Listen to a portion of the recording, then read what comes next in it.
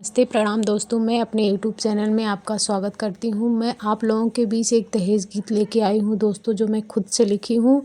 अगर उसमें कोई त्रुटि हो तो प्लीज़ मुझे क्षमा करना और कमेंट करके बताना गीत आप लोगों को कैसा लगा। मन सुख बा दहेज से, कामन सुख बा दहेज से, जवन बेटी से नाही हमके दाई है समझाए, हमके दाई है समझाए, हम समझी ना पाए। कामन सुख बा दहेज से, जवन बेटी से नाही हमके दाई है समझाए, हम समझे ना पाए।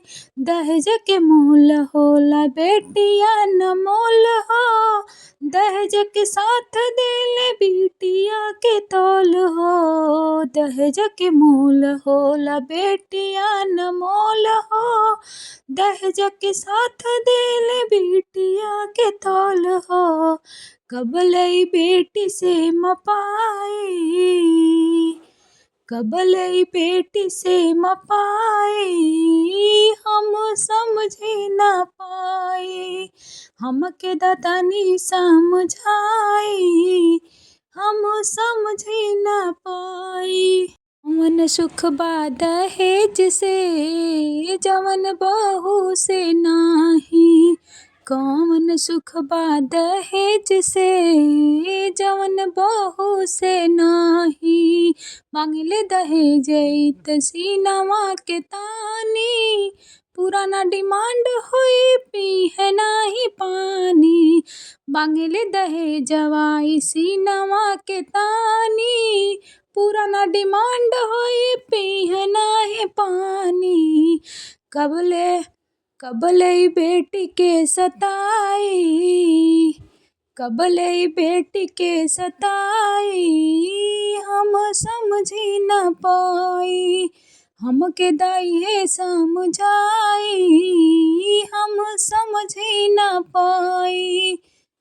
कामन सुख बा दहेज से, कामन सुख बा दहेज से, जवन बीबी से नाही।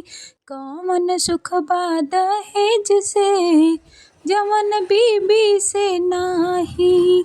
हमके दाई है समझाए, हमके दाई है समझाए, हम समझी ना पाए।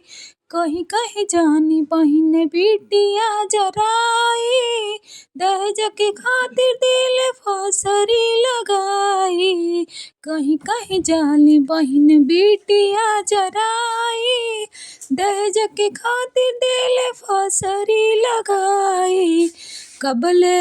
कबलई बेटी के मिटाई, कबलई बेटी के मिटाई, हम समझी ना पाई। हमके दाई है समझाई, हम समझी ना पाई। कामन सुख बा दहेज से, कामन सुख बा दहेज से, जवन बेटी से नाही हमके दाई है समझाए, हम समझी ना पाई।